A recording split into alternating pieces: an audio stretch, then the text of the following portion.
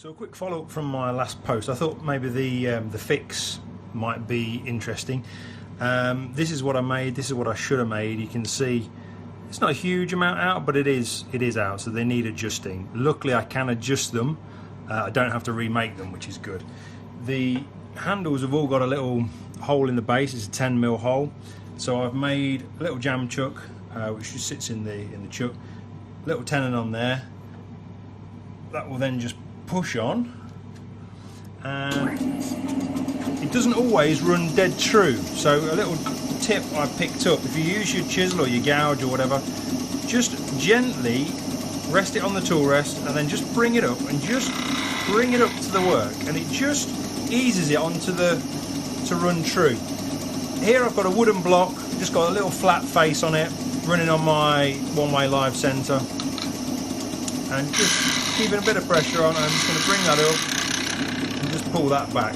It's pretty much true. It's running very slightly out, but I'm returning it, so it's not the end of the world. I'm going to drop my duplicating finger onto it,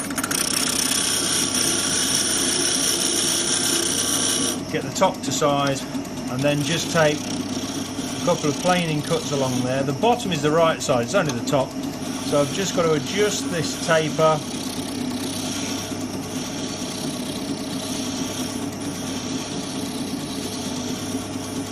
like that. Once I'm happy with it, right there, just emphasise the little lines that I put in, knock off the corner, then I can sand.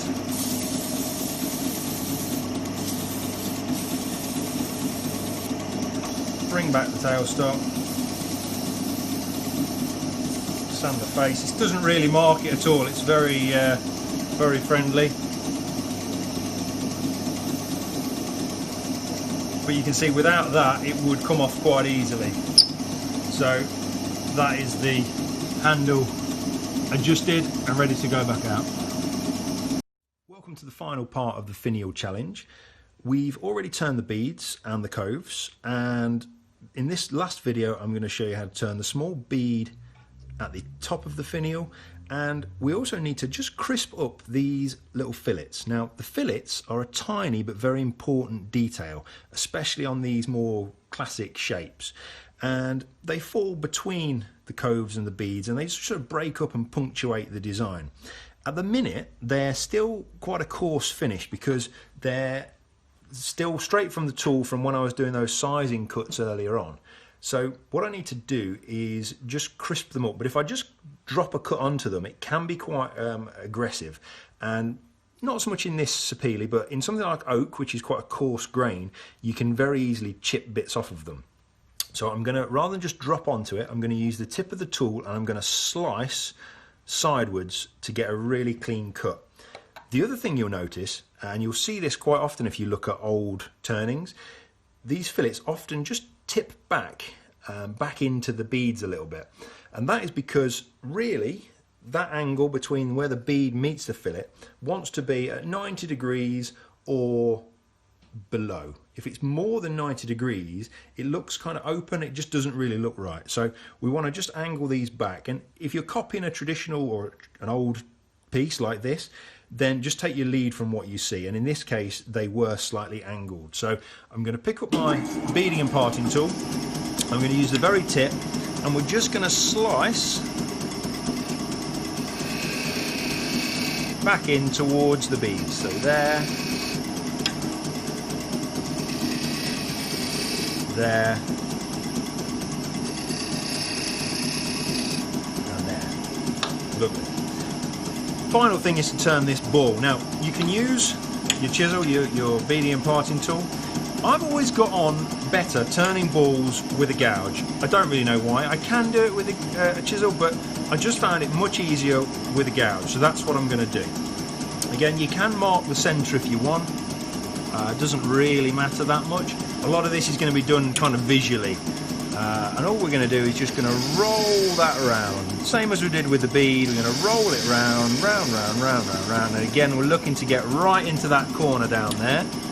And again at the top here we're going to go round, make yourself a bit of space, and we're going to go round again. Once you're pretty much happy with the shape,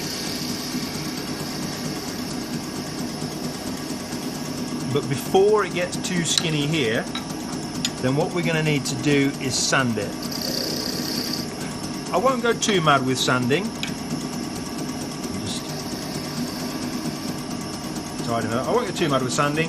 I'm just going to sand with 240. I would probably take this down a bit finer actually, but for the purposes of this, 240 will be fine. So I'm gonna, got my extractor there, and we'll just give this a sand. So I'm working at the back of the work.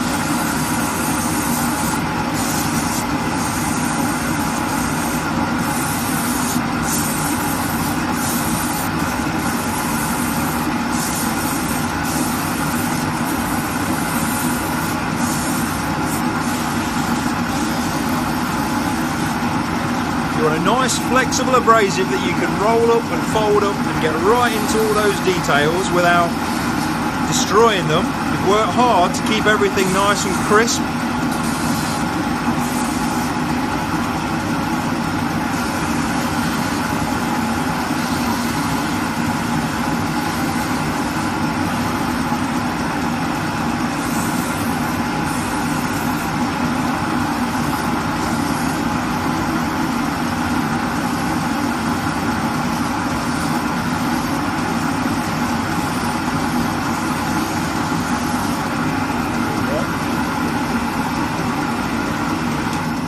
And then the final thing is to roll that ball round enough that we can part off the finial. So we're going to make a bit of space here. Now the important thing to do when you're doing this is to leave a bit of waste. If you take that ball and just turn it around until the finial drops off, you are going to end up with a hole or some sort of unsightly mark at the top of the ball. So we're going to take the ball round until I'm happy with it. I think that might be slightly oval, so we'll just take a bit more off. Maybe one more.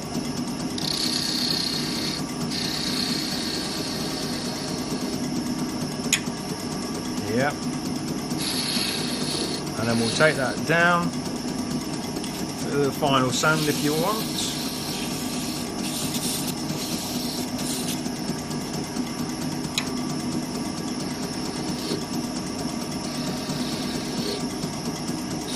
And then we're going to part it off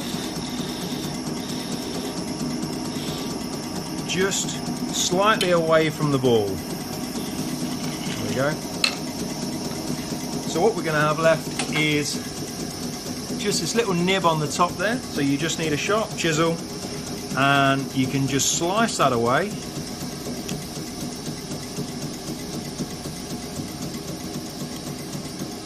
Watch your fingers obviously.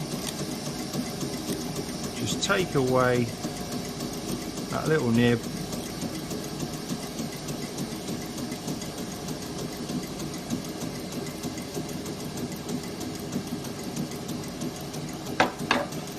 Give it a sand. So sand it to the same standard as the rest. So if you've taken the rest of the finial up to 400 grit, then do the same with this. It doesn't make any sense at all to sand everything to 400 grit and have the end just scratched off of 180. You're never going to get an even finish. And that is our little classic clock finial. I hope you've enjoyed following along. I hope you'll have a go. Remember, you can download the design from the website. I'd love to see your attempts at it.